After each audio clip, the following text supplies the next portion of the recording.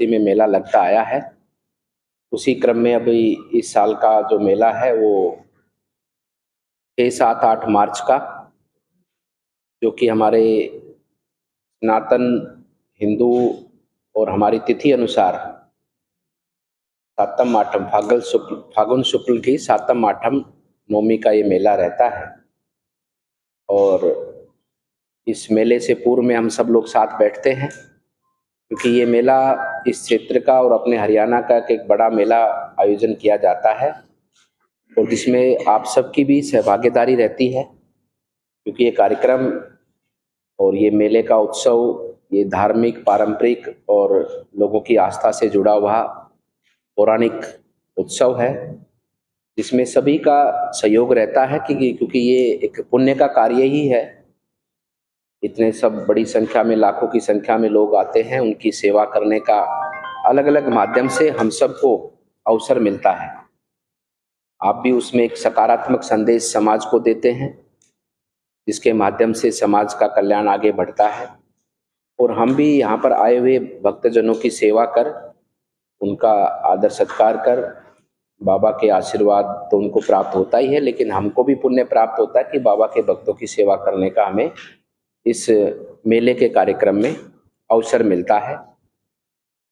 मेले के इतिहास के बारे में, मेले की परंपराओं के बारे में और मेले का आयोजन जिस प्रकार से जो व्यवस्थाएं होती हैं उनके बारे में आप सब लोग जानते ही हैं, क्योंकि आप भी लगातार इस मेले को देखते आते हैं। और इसी भाव से मैंने आप सबको आमंत्रित हम करते हैं कि आप सब भी इस कार्यक्रम के साथ जुड़ते हैं।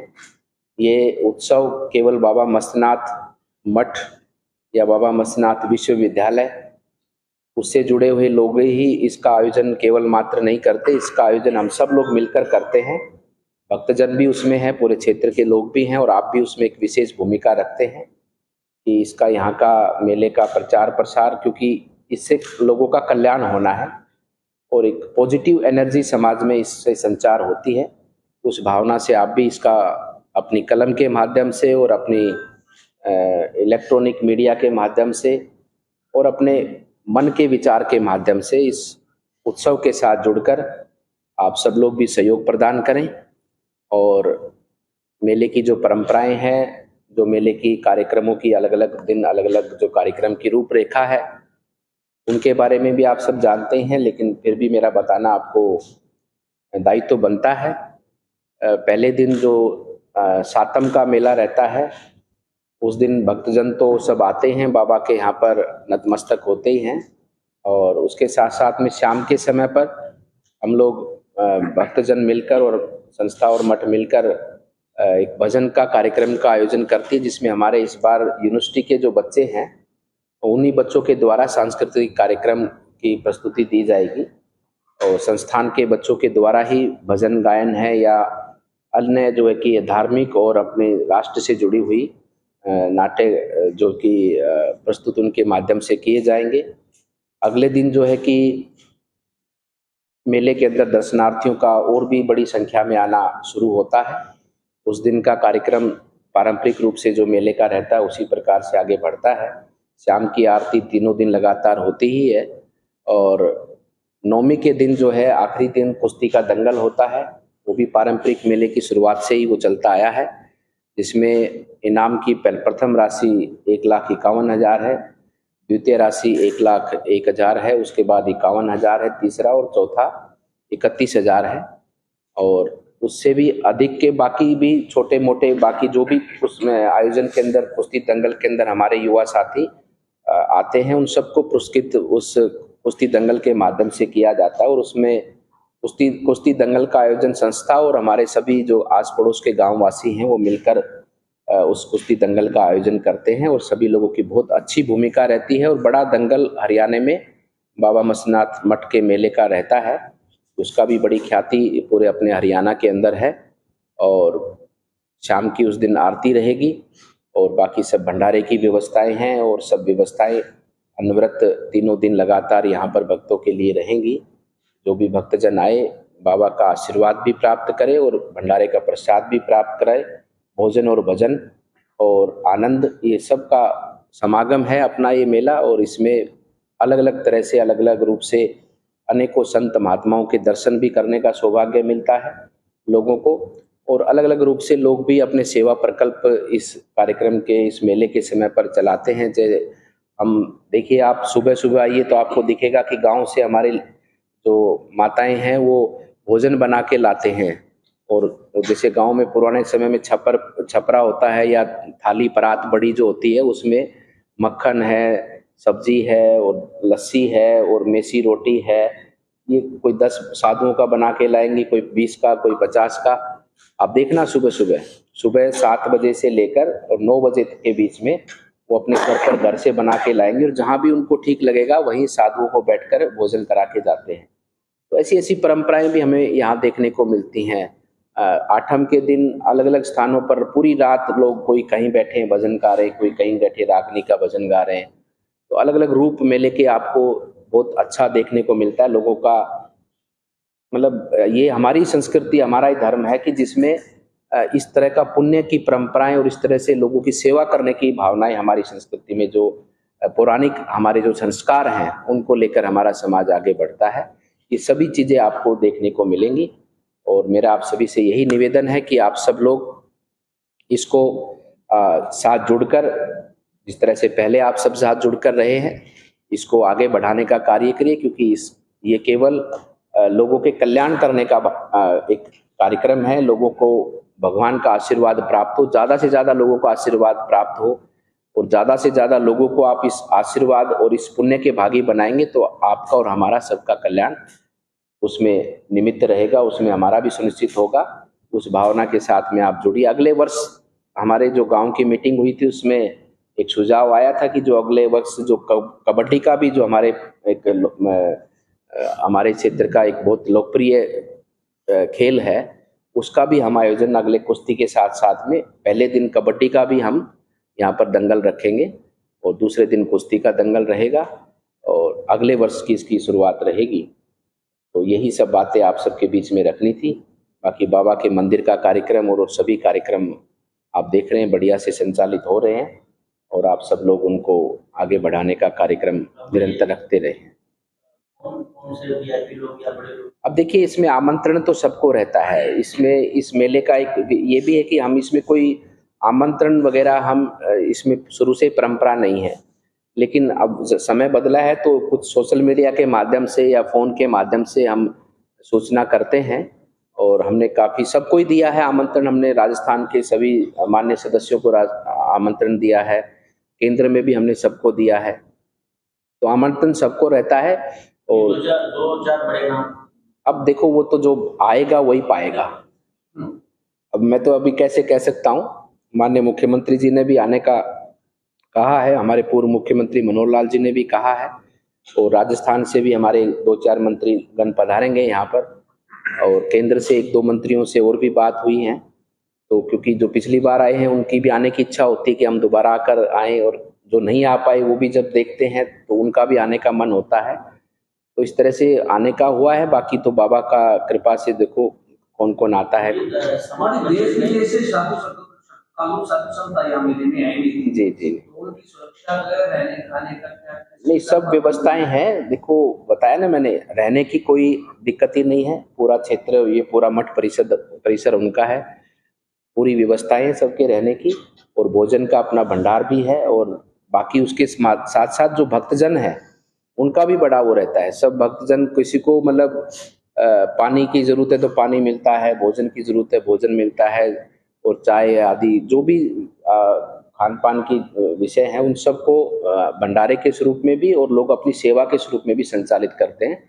किसी भी तरह की इस तरह की कोई दिक्कत या समस्या या इसको आयोजन मतलब इस तरफ ध्यान देने की भी हमें जरूरत नहीं पड़ती, क्योंकि चलता रहता है पुराने टाइम से ही और सब लोग अपने आप से ही लगे रहते हैं, करते रहते हैं।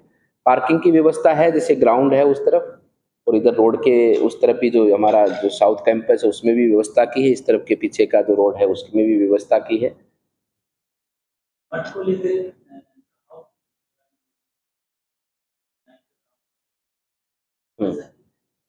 देखिए, हमारा तो काम ये है, आप देते रहे हम लगाते रहे, तो वो इसीलिए कि विस्तार चलता रहता है और निरंतर जो है कि मंदिर का कार्य हो या संस्थाओं में अलग अलग संस्थाओं का निर्माण करना हो, ये निरंतर चलता ही रहता है। वही है कि निर्माण करते रहो, लोगों को जो है कि और बेहतर साधन शिक्षा के क्षेत्र के हों, चाहे स्वास्थ्य के क्षेत्र के हों, चाहे अध्यात्म की बात विषय हो, इन सभी तीनों विषयों पे मठ निरंतर कार्य करता रहता है और उसी उद्देश्य से कार्य को आगे निरंतर बढ़ाता रहता है।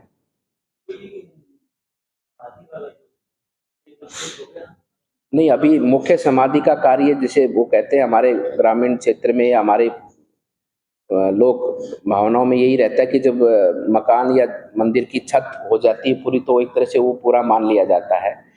मंदिर का जब पिछले वर्ष आज से लगभग 1.25 1.5 साल पहले जब कलश स्थापना हुई थी, तो उस समय मंदिर का कार्य तो पूरा हो गया था, लेकिन मंदिर के अंदर का जो काम है, फ्लोरिंग का काम, वो संचालित है। और जो वाल का काम है, मंदिर में अंदर जो पत्थर लगा है उस पे भी 3D जो है कि बाबा मत्स्यनाथ जी के पूरे जीवन को 3D के रूप में उसमें खुदाई कर उसको सीनरी के रूप में बनाया जाएगा। तो उसका भी प्रोसेस में है, सैंपलिंग कुछ हुई है और अभी मेले के बाद में उसमें और गति आगे, वो मंदिर का काम, अंदर का काम ये पूरा हमको मेले के बाद में अगले वर्ष तक आपको देखने को मिलेगा। फ्लोरिंग का काम ऑलमोस्ट उसमें बेस फ्लोरिंग हो चुका है, इनले का काम उसमें संचालित हो रखा है। अब उसके बाहर आते हैं तो बाहर का फ्लोरिंग का काम है और मंदिर के चारों तरफ की जो कंक्रीट वाल आपको एक दिखती है, जो हाइट की जगती, उसको इस भाषा में जगती बोलते हैं, तो उस पे भी पूरा नीचे से लेकर ऊपर तक पूरा स्टोन लगेगा उस पे, और लगभग नीचे से वो 5 फीट की चौड़ाई का रहेगा और ऊपर जाते जाते वो लगभग 3 सवा 3 फुट की चौड़ाई का रह जाएगा। उसमें अलग अलग डिजाइनिंग कार्विंग का काम है और उसमें हमारे 84 सिद्धों की मूर्तियां भी लगनी है चारों उसमें। फिर उसके बाद आउटर में जो आपने ये देख रहे हो, जो भी ये पिलर खड़े हुए हैं चारों तरफ, ये पिलर इसके कॉरिडोर के हैं। तो इसमें फर्स्ट फ्लोर, ग्राउंड फ्लोर और फर्स्ट फ्लोर, ये डबल हाइट का कॉरिडोर रहेगा और ये पूरा जैसलमेर स्टोन से रहेगा। ये तो जो आप पिलर देख रहे हैं, ये एक तरह से नींव मान लो आप, ये नींव का ही है, ये इसके ऊपर फ्लोरिंग आएगी। ये इसके ऊपर का जो टॉप है, ये इसका ग्राउंड फ्लोर है। उसके ऊपर जो अंदर से घूमने का, लोगों को परिक्रमा देने का बनेगा, उसके ऊपर फिर एक फ्लोर और रहेगी। वो इसके ऊपर सारा काम अब स्टोन का होगा। नीचे ये एक तरह से बेसमेंट में मान सकते हो आप इधर की तरफ, और या इसको एक तरह से फाउंडेशन भी मान सकते हो। अब इसके ऊपर सारा स्टोन का काम चारों तरफ से रहेगा। उसका काम भी अभी चल रहा है, उसमें थोड़ा सा और समय लगेगा, धीरे धीरे चल के वो पूरा तैयार होगा। उसमें भी कम से कम 350, जैसे मैंने पहले भी बताया था, 350 से अधिक हमारे साधु संतों की मूर्तियां, उसमें प्रत्येक ब्लॉक में एक एक मूर्तियां लगेंगी। जो भी इस मठ से हमारे साधु संत यहाँ से दीक्षित होके गए हैं, इस मठ से साधु संत इस गुरु दीक्षा, इस मठ की गुरु दीक्षा के माध्यम से, जो आज से 200 साल पहले, 150 साल पहले, 100 साल पहले, 50 साल पहले जो भी सिद्ध पुरुष हुए हैं और आज अलग अलग स्थानों पे उन्होंने अपने अपने बड़े बड़े स्थान बने हैं, आज वहाँ के लोग उनको पूजते हैं, तो उन साधु संतों की सभी की उसमें प्रतिमाएं लगेंगी और उनका पूरा इतिहास और उनकी लोकेशन की भी, समझो कि आप अलवर क्षेत्र में सोडावास में मुंडावर ब्लॉक के अंदर हमारा एक छापुर आश्रम है। तो आज से लगभग 150 साल पहले वो ढोकलनाथ जी यहाँ पर गुरु दीक्षा लेकर वहाँ गए और आज वो एक बड़ा मंदिर वहाँ पर है। बहुत पूरे क्षेत्र के लोग उनके ऊपर उनकी आस्था है। तो उनका वहाँ पर प्रतिमा लगेगी और उनका इतिहास कि ये कब यहाँ से शिष्य बनकर गए और आज उस स्थान पर कौन उस वहाँ का महंत है, उस स्थान को संचालित करता है। ऐसे उन सभी साधु संतों की मूर्तियां लगेंगी उसमें, और साथ ही साथ में हमारे स्वतंत्रता के अंदर जो भी हमारे स्वतंत्रता सेनानी जो प्रमुख रूप से हुए हैं, उनकी भी प्रतिमाएं उसमें लगाई जाएंगी। ओगड़ बाबा नहीं, हमारे यहाँ से केवल और केवल नाथ जी ही लेकर जाते हैं। ओगड़ बाबा भी उसमें होते हैं, जिसका कान नहीं फटता उसको ओगड़ बोलते हैं। तो ऐसे कुछ सिद्ध ओगड़ भी हुए हैं जिन्होंने कान नहीं फटाए इस मठ के, तो उनकी भी प्रतिमाएं लगेंगी। ऐसे कोई जो भी हमारे वो साधु संत लाके देंगे डाटा, कुछ हमारे पास है, उस समय से हमारे जो साधु संत उनको कहा जाएगा, तो सब अपने अपने जो आज मठों में बैठे हैं वो कहेंगे जी हमारे भी गुरु महाराज की लगाओ, आप हमारे भी गुरु महाराज की लगाओ। वो सब आवेदन आ जाएंगे, उस प्रकार से उनको फिर तय किया जाएगा। तो यही सब विषय है। विदेशों से भी आते हैं, जो हमारे कई साधु संत बाहर रहते हैं उनके भक्तजन आते हैं। ऐसे तो देखेंगे तो इधर रशिया के अंदर भी काफी हमारे 1-2 साधु ने बना रखा है, और 2-3 देश और हैं, मुझे इतना नाम ध्यान नहीं है। नेपाल से हैं, नेपाल से तो काफ़ी हैं। वहाँ फ्रांस का भी है, पेरिस का भी बताया था। अब इतना ध्यान नहीं है तो सब जगह बाबा घूमते रहते हैं, कोई कहीं बैठा है कोई कहीं बैठा है।